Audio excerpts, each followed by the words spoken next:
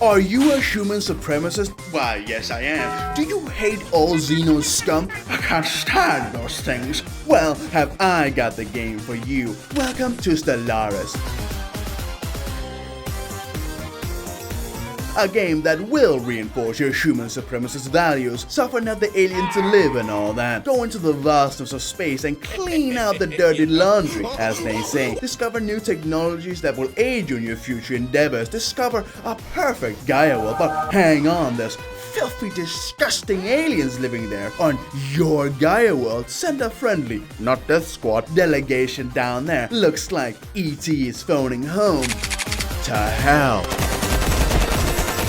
Encounter other sentient alien empires and engage in meaningful diplomacy and exchange cultures of the thermonuclear variety. Peace never really was an option. Carve out an empire built on the skulls of all Xeno kind. Now, Xeno collaborators might say, you can't just exterminate all alien life just because it looks weird. I can, and I will. Stellaris is very much an eat or be eaten world. You see this cute butterfly Xeno? Wow, so kawaii. But it's actually a fanatical purifier who's going to purge the galaxy in its holy flame. Trans-dimensional horrors waiting to eat you, and just when you've dealt with all that shit, the trans-dimensional goon squad turns up ready to clap your cheeks. Today I will cover how to navigate this wacky world, and no, I will not be covering gamey-ass strats. I'm not some min-maxing closet fascist. Sorry, I meant hoi for players. Same, am I right? So yeah, I was part of that, obviously.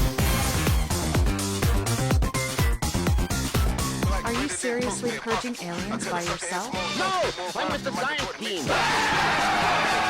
Stellaris is a sci-fi grand strategy 4X game made by the Swedish developers Paradox Interactive, the masterminds behind games such as Imperator Rome and March of the Eagles, and other lesser-known games like Crusader Kings, Europa Universalis, and Untitled. But nobody plays those games anyway. In Stellaris, you create a custom race and empire, ranging from mushroom space communist crusaders to Earthworm Jim, but he's had a terrible accident. Each race can be customized with wacky traits like rapid breeders, or my favorite being a stinky boy. There's also different kinds of races like mammals. Look at those mammary glands. Avians, just a bunch of bird boys. Lithoids, just a bunch of fucking rocks. There's also machines. Beep boop, motherfucker. Many of these have their own unique traits. Lithoids breed slowly, cause you know, they're rocks. Plants replace food with the power of the sun, and so on. You can cherry pick good and bad traits for optimizing your playstyle. You can make them really good at hitting stuff, but their IQ is below double digits. So the more chromosomes your race has, the more good traits you can pick. But you know, you've got an entire race of Down syndrome rocks. So each has their up and down sides. There's also origins, and these can completely change how you play the game. Maybe you're another empire's bottom bitch from the start, or you're literally role-playing an order of space knights going on their own little Canterbury tales in space. Now there's obviously good origins and dog shit ones, but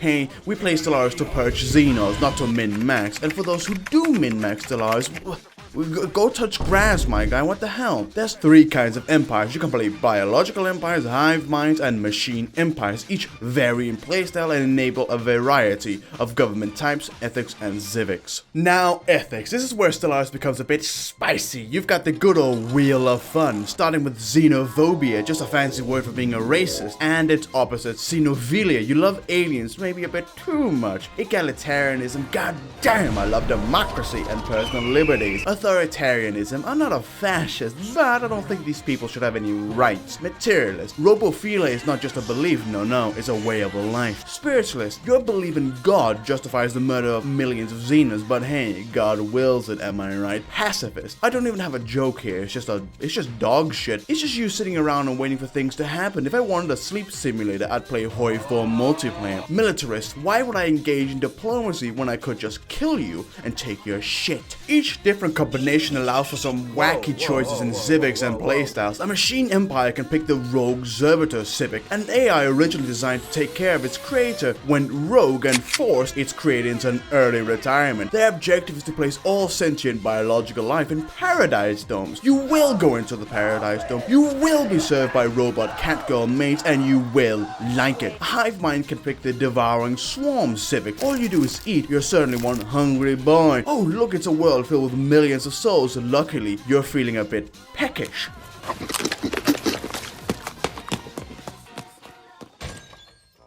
Michael, don't leave me here. My house. After having created your cheap Chinese knockoff Imperium of Man, you create a galaxy and play. At this point, you will be bombarded with numbers and stats, menus within menus, tooltips upon tooltips. What the fuck is going on? Don't worry, we'll get there, but first thing you'll notice is, where's the mana? There is no mana in Stellaris. That technically makes this the best Paradox game ever. Get out of here, Sengoku. We have a new top dog. When you start Stellaris, you'll begin in your home system. You've got a starting planet filled with districts and pops. Pops are the most valuable thing in the game, so empires that have a pop growing speed bonus will do well. The size of planets determines the amount of districts it can have. The thicker the planet, the more districts you can have. Districts provide resources of some kind, and you've got a lot of different stuff. There are three kinds of basic resources: energy credits, minerals, and food. Energy credits acts like money and are the basis for any empire, used for monetary exchanges. Minerals are just rocks, but the good kind of rocks, used for building buildings and all kinds of other stuff. And lastly, food. Energy credits and minerals are scattered all around the galaxy and are by far the easiest to come by. Food mainly comes from planets and star bases. There are also advanced resources, and they come from minerals. They are alloys used for ships and star bases, consumer goods used for job upkeep and generally keeping your empire running. If your population runs out of their daily avocado toast allowance, your population might do a bit of trolling. Influence and unity are used for the internals of your empire. Influence for politics and claims, and unity for traditions and edicts. Kind of like culture in Civ 5. Each tradition tree gives unique bonuses and edicts. Edicts are by far one of the most powerful mechanics in the game, don't forget them. Research points comes in three different fields: physics, society, and engineering. Each has their own little tech tree. Strategic resources and unique resources are typically refined from minerals and used for higher tier weapons and buildings. Now, empire size. The thicker your empire, the more unity and research needed for unlocking new shit. You start with a science ship that can be sent out to explore and survey shit. It can find anomalies and archaeological sites that can give very powerful relics. Channel your inner 19th century archaeologist. Can't get to the millions of years old treasure room. Use nitroglycerin. Thanks, Heinrich Schliemann. You're my hero. Once a system is explored, send a construction ship to build an outpost and expand your empire. You'll eventually find a habitable planet that can be colonized, send a ship and create your first colony. Expand towards habitable worlds, resources, and choke points where defensive star bases can be placed to protect your unguarded rear end. At some point, you'll run into a Xeno empire, and well, the only real option is to abduct their people and dissect them. Eventually, first contact will be established. This is where early game ends and mid game begins. At this point, you'll not have been radicalized against any alien kind. Oh, you naive boy. You probably think they can still be banged. There ain't no big fish mama with huge mummy milkers in this game. Making the mother of all omelets here, Jack. Can't spread over every egg. Welcome to the mid and late game. This is where the fun begins. After having expanded your empire, at some point you'll run out of space. In space, how does that even happen? You can either annihilate your neighbors for more space or engage in diplomacy. Now, I obviously hate diplomacy, but sometimes it can be a useful tool. Trade agreements and research agreements can boost your two empires' economies. The ultimate form of diplomacy are federations, and these can be very powerful groups of alliances. The galactic community will also be formed around this point. This space UN, as corrupt and useless as the real UN, so Paradox really nailed the coffin on that one. Here, empires flex their economic, political, and military might in law proposals. Galactic standards, norms, or other things will be voted for in the Space UN, like space well conservation efforts. If you then kill these overgrown squids, you'll be in breach of galactic law, and you'll get sanctioned into oblivion, because we all know how effective sanctions can be. Now, population, as stated earlier, is the most important resource in the game, but people only reproduce at a certain rate, lazy cunt. You'll have to find alternative ways of boosting your pops, like robots. But if you're a spiritualist and think,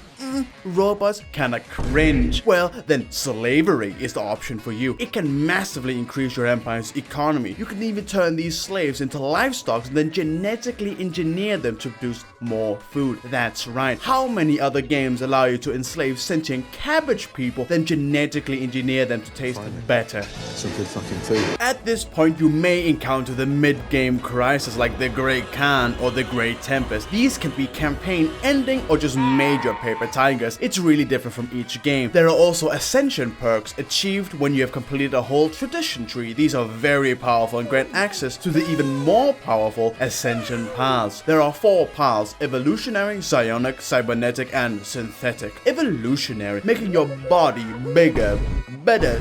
This will make your pops very powerful while not changing playstyles very much. Psionic, the most unique and wacky ascension path. It will grant access to the Shroud. Ooh, spooky. A parallel realm of all manners of creatures and weird stuff. You can form a covenant with 4 gods, creatures of the void. The composer of strands.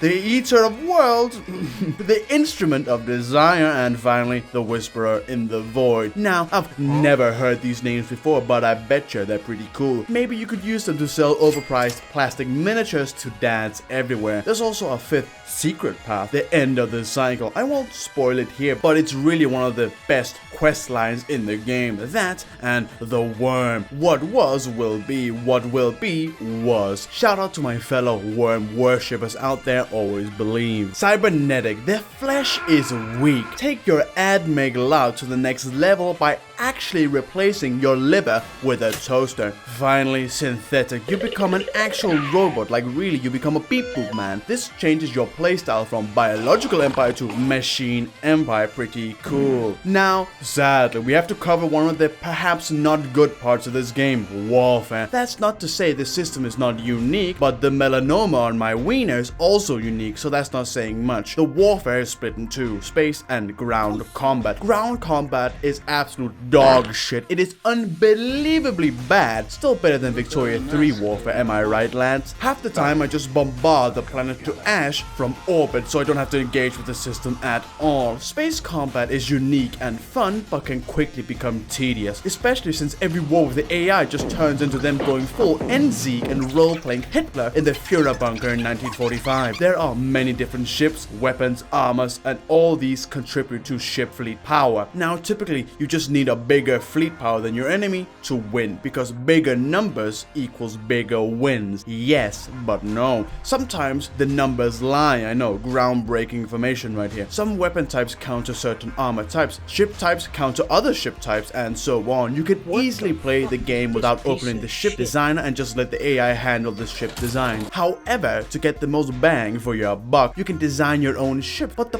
problem is once you open the ship designer, no woman will ever speak to you again. But hey, no Paradox player has ever spoken to one anyway. I've never seen one of those mythical creatures. You will also encounter fallen empires. Once great empires that controlled the galaxy have become stagnant and decadent. This is what happens when an empire meets VTubers. It's all downhill from here. They will mostly sit around and do nothing the entire game unless provoked, until they wake up and the doom music kicks in. If you're lucky, they might just conquer their neighbors, or they will remember that 1 billion years ago the other fallen empire across the galaxy called them gay, and the war in heaven shall begin. All this may or may not happen during or before the endgame crisis. The endgame crisis is the final boss of Stellaris. There are 3 different crises that can happen: the Praetorian Scourge, an intergalactic hive mind that seeks to eat all life; the Unbidden and Friends, an interdimensional enemy that seeks to consume all matter in our universe; and the Contingency, a machine intelligence. They seek to sterilize the galaxy of everything not of the Contingency. Now, these 3 are pretty scary, but there's also a 4th secret crisis. That's right,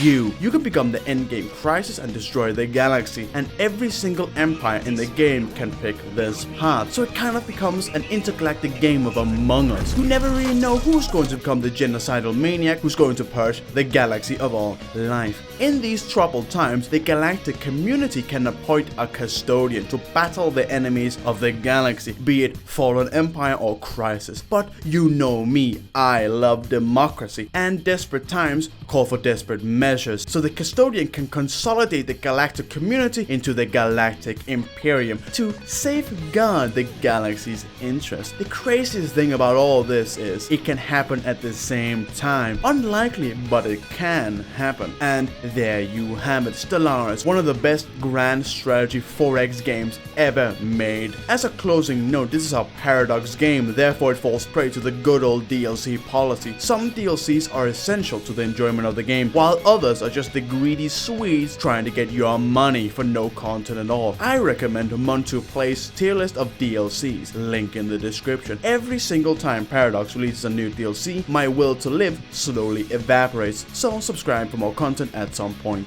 I missed. Alright. No! Make way. No! Are you fucking... Dude, you fucking went over because you fucking pushed me like I moved! Are you fucking shitting?